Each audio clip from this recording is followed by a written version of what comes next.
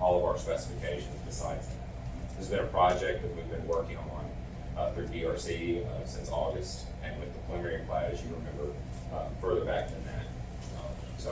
You know, part of this is making sure that the area can handle the traffic, the amount of truck traffic which is coming, which I'll let the applicant speak more to the exact amount and kind of truck traffic.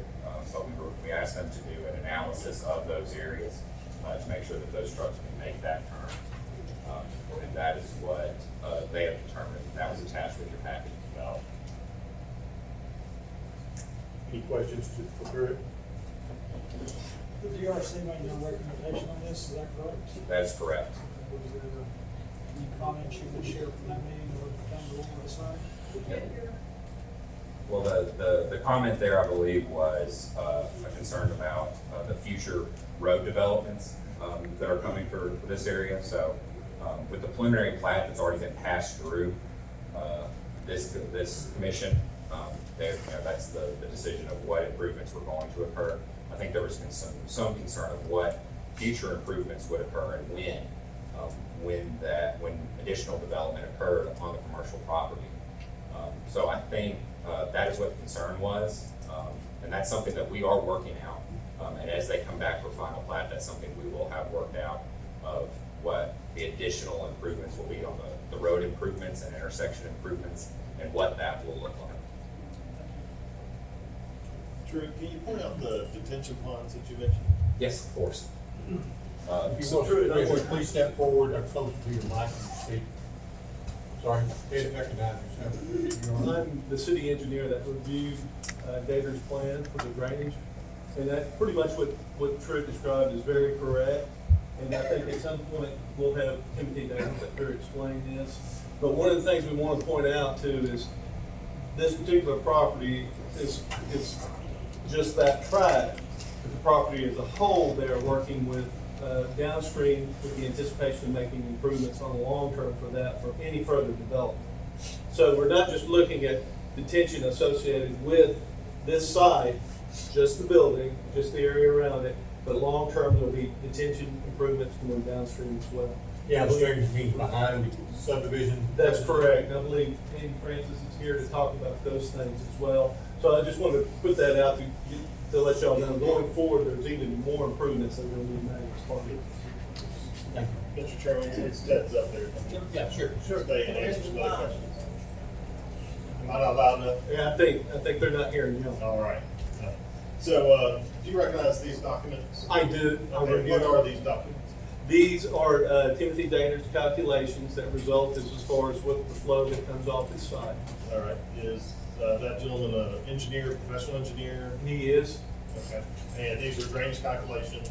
That's correct. And some people might consider those a study of some sort? It is. It's a mathematical model of the site. All right. And this is consistent with what we do No. here in Bryant, Little Rock? That's correct. We allow various software models to do it. And basically what Truett has said is correct. What we look for is that they measure what pre-development comes off. What water comes off What pre-development. comes off before, and they at least get below that and have the retention on site to handle that. All right, so no water will flow outside of the bounds of the property after it's developed. Well, I mean, it's continued flow off the site.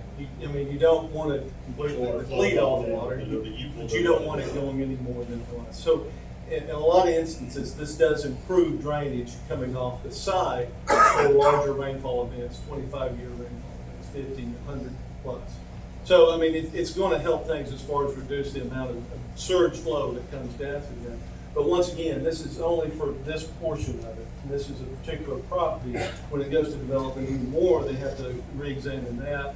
And that's when they start looking at off-site retention or regional, what we call regional detention, that everything comes in this, because ultimately this goes into the drainage system that goes down to Cox Canal. And I think most people are here aware of all the drainage problems that has been, so long-term that can even help with most. Any more questions for Ted while he's up here? Okay. Truett, you have any questions for Truett? The zoning is C2. That's our highest zoning right now. As I know, you're very familiar. We have two commercial zoning zones, that's C1 and C2. And this use is specifically listed in commercial, as general storage and warehouse. True, could you give examples of other kinds of businesses that could locate there? If this was not here, just to see the variety of things that could locate in that spot. Yeah, C2 is by far our broadest commercial zone. So, I mean, you could have a number of things located in there. You know, like a salvage yard, or you laugh, I understand, but that zone is very broad. It is one that can have a number of uses in it. And, you know, that's something that could, you know, also affect the site. Could something like a car dealership? Certainly. Certainly. A lot of things could also go there that would generate a lot more traffic than what's being put there now. Any type of large box store or anything like that, especially the very large ones would most likely have an astronomical amount of traffic compared to what they're talking here. What they're talking about here is 25 trucks a day. The majority of those being small box trucks. Please hold it down. Like I said, I'll let the applicant get more into the details of that, but the rest of that being 4 semi-trucks. When did this become zoned, what it is today? Yes, so the zoning, it was initially zoned commercial back in 2003. That's when the majority of it became commercial. And then once again, in 2011, in March of 2011, the entire site got zoned what it is today. So it had to be approved by the city council, correct? Yeah, so that would have gone through the planning process at that point in time, which would have you know, been a similar process by which we do today, with notifications, public hearings, and then it would go to planning commission for a decision, and then that would move on by city council. That's the process for rezone. And there'd be a public hearing held at that time to Yes. any for or against the changing of the zone. Yes, just as we did earlier this evening, those public hearings, that's something that's required by law. It's one of the more important parts of a rezoning process.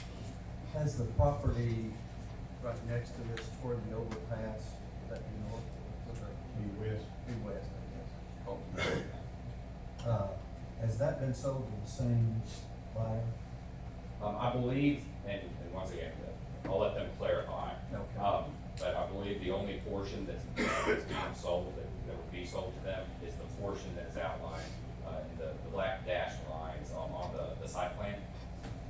So that's the only portion that's being sold directly to LKQ. The rest of it, the property owner that exists there now, is continuing to have that property, and they're continuing to look at options for development.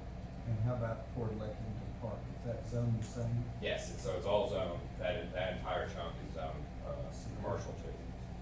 So Trudy, to clarify Dr. Mayfield's comment and question about DRC, I think part of the reason, as I recall from DRC, that we wouldn't give a recommendation is because they requested a waiver of a non-standard building construction. Is that right?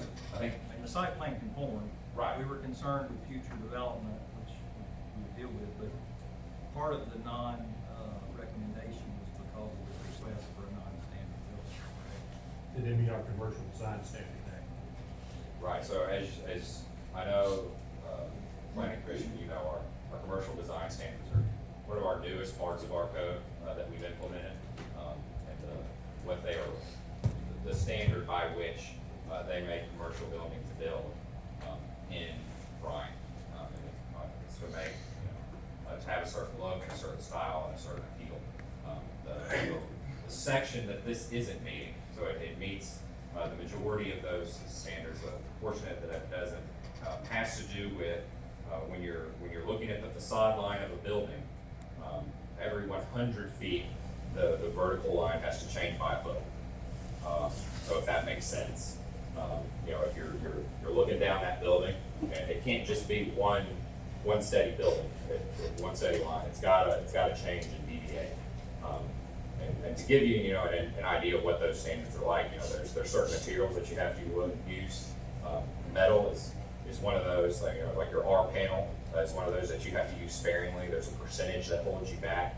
You have to have concealed fasteners on those as well, which is another more expensive part of that. What they are using here is a concrete tilt wall, and I'll let them explain more why they feel like it's difficult to do those changes. But they also have a large number of windows, which is also above the glazing threshold. And by glazing, meaning those windows and doors that are there. Does that answer the question? Yeah, I mean, basically that was part of the I mean, it doesn't conform with our specifications, and we can't give a recommendation from the DRC. Yeah, and I know underneath specifically the new administration, Mayor Scott has tasked us at the DRC level of really upholding what our code is and what our code says. And if that's the case, that's where DRC needs to stand on those issues. So I think that's why, more of why that went with no recommendation, not a recommendation for no or yes, just no. Because it's part of the site plan approval here. Right. Planning Commission makes that decision, DRC does not. They vet the site plan process, but of course, the Planning Commission is who says yea or nay. Any other questions for the crew? Probably put you on the spot real quick, and you may not be able to answer this one. There was some questions brought up as far as increased crime rate and property values. Does the city have any information that you're privy to that you can share with us on that? You may not, I don't know. Not directly, as far as the crime rate or the property value. I know that this building is a very expensive building that they'll be putting in. And that the crime rate, of course, is something that I think our Bryant PD does a great job with the job they do. I think it will be something that they continue to do, and make sure that everybody feels safe in our city. Any other questions for Chris? This time, I'd like to have the White Dagger Associates speak. Randy Francis, the spokesperson for the property. You want to start with? Thank you, Mr. Chairman. I'm Andy Francis. I represent the property owner. We've got the developer representing the purchase here, and sorry, you want to go ahead and do the presentation? I think we've got some facts on the property. I've handed out some information for you that addresses some of these issues.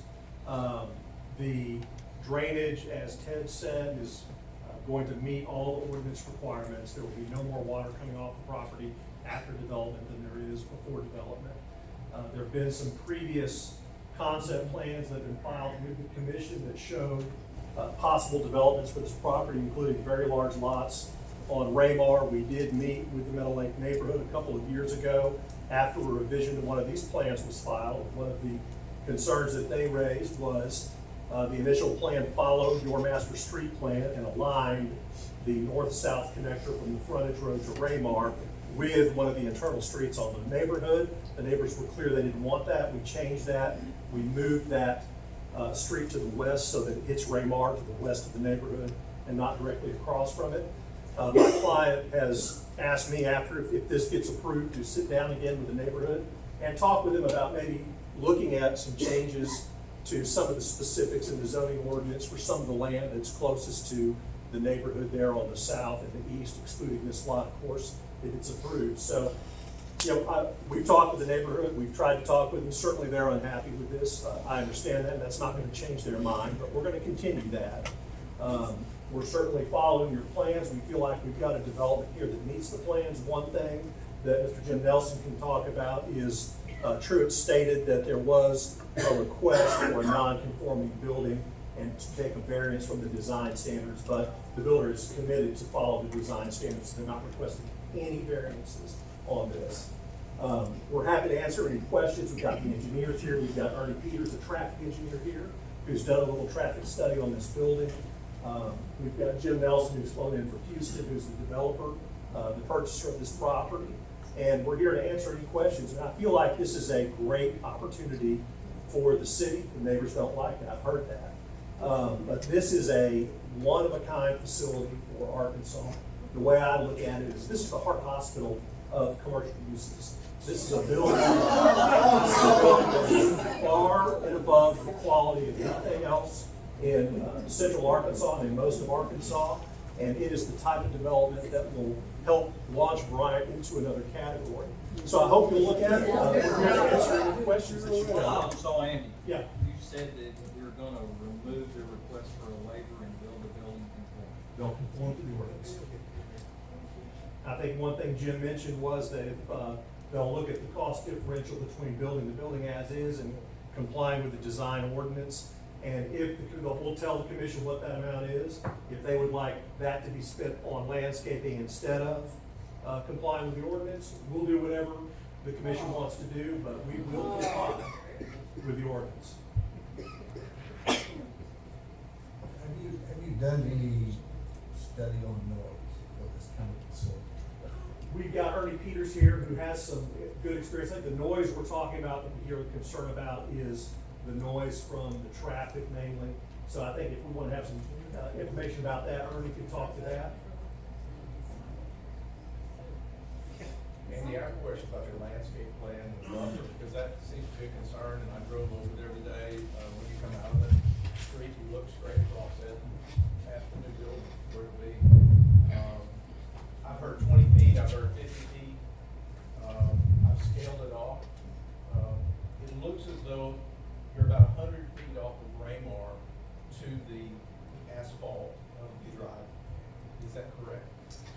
I don't know exactly about that information. The buffer was on the preliminary plat. It's been platted as 50 feet.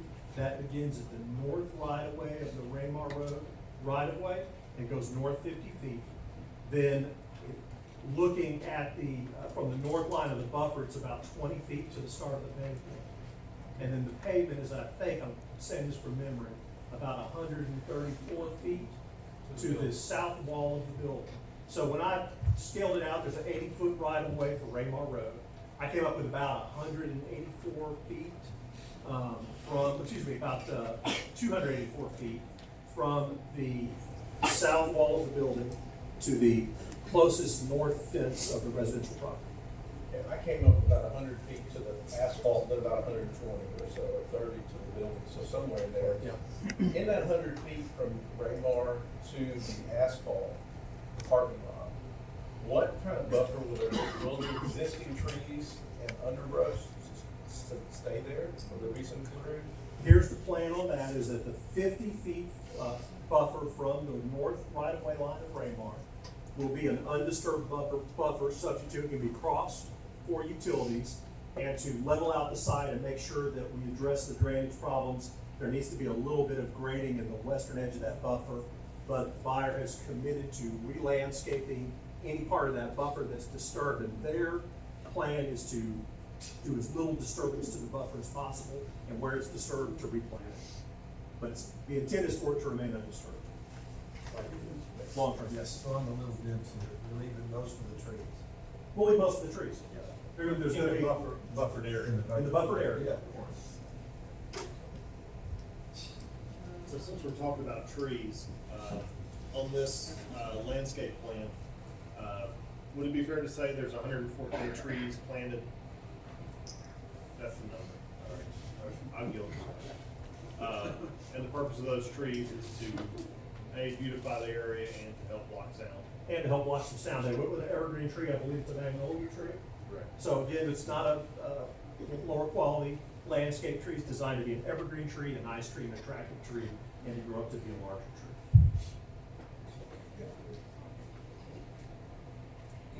Any other questions for Jim? We'll let Jim Nelson come up.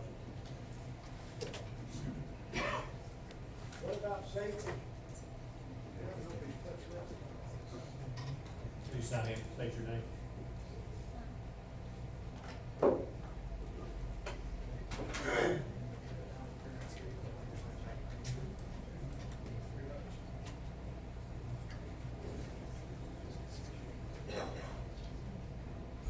Good evening, Commissioners. My name is Jim Nelson, and our firm has 20 acres under contract with Andy's client to purchase for the LKQ facility. To reiterate a couple of minutes before we talk on some things that were brought up in the public comment section.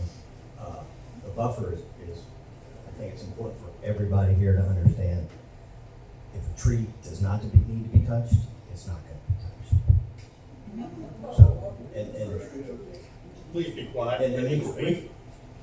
Thank you. I would also like to say that once these guys vote, and if this plan's approved, along with Andy's client, we're willing to sit down with you guys and continue to talk about what this project really is, because honestly, it's conjecture. Right now, I'm looking at some of the comments that were made, and they just don't, toxic waste, 5 football fields, folks, that's not true. Let's talk about the facts. 20 acres. Here's the facts. This property is zoned for this project. If we came in here tonight and we said, we decided to build Z Motel on this site, and I'm sure you all know what Z Motel is, so hopefully I'm not offending anybody that owns Z Motel, but that's not what we're doing. This is a state-of-the-art office warehouse facility occupied by a Fortune 500 company, publicly traded. Every single day, this company is scrutinized by how they operate their company and what they do. They operate to the highest standards. I mean, we can laugh and chuckle, but it's true. Go ahead, sir. They've made their statements, comments, so we're letting you speak. So let's talk about the facts, right? No more conjecture. We heard this project was fast tracked. That is not true. I was here over a year ago talking about this project. My contractor, my design team, they've had over 6 meetings here in the last 6 to 8 months. This project has been talked about. Studies. We didn't do any studies. That is totally false. We've done environmental studies. We've got preliminary traffic studies. We've done geotechnical studies. We've done every study that you should do for a project of this magnitude. Truck traffic. I understand. If I'm in the neighborhood, believe me, folks, I have a house too, and we've had issues in our neighborhood that I didn't want to be there. But you gotta work through it. You do. I mean, Sir, just go ahead and address those. It's about City Hall. Please hold it down. Let the gentleman speak. That's his right. again, facts. I heard about noise. There is no noise. All the operating is done inside the building. The truck traffic, a decibel level of a tractor trailer in the cab is what's called 85 dB. That's relatively loud. At 100 feet away or even 50 feet away, that's reduced down to probably 40 or 50 dB, which is actually about as loud as this is right here. There is no noise issue. Decrease in property value. 20 years ago, LKQ built another facility, the facility that they're in now. And I'm sure at that time, the folks in Lexington Park had issue, worried about decreasing property value. We pulled sales going back. There is no depreciation. There is no reduction in property values based on that LKQ facility that went up 20 years ago. The same thing's going to happen here. Building standards. You guys probably want to know, what are the building standards? This, again, as Andy already referenced, this is a tilt wall building built to the highest standard. We didn't have to do that to comply with what this zoning and the building codes are. We could do metal. We could do so much less, but we're not. This would be our firm's 8th project with LKQ. You can go to our website and see this is of the highest quality, and it will be.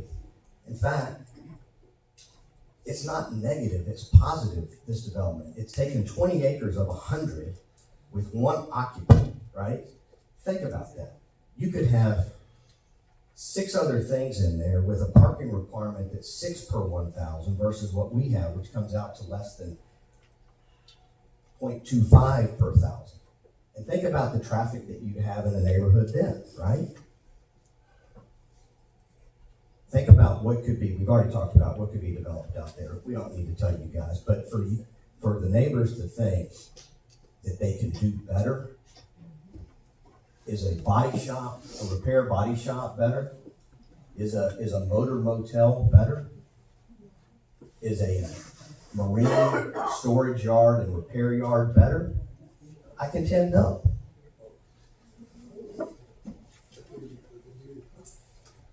Couple things for everybody to know here, because there's some people that live in this community that are over here. They're gonna have to face this whether it's successful or not. This project could have gone a number of places, probably a couple of different states other than Arkansas, right? It was specifically the local management team of LKQ that said, if we can find a site in Bryant, we're already here, we're paying taxes, they know us, they like us, will you build our building here? Honestly, I didn't know anything about Bryant. I'd rather be at that time wherever, right? Bryant. We found the site, it works perfect. We want to build this project. You should vote to build this project. How many people are employed now, LKQ here now, you know? 75 to 80. And how many would be employed by this distribution center?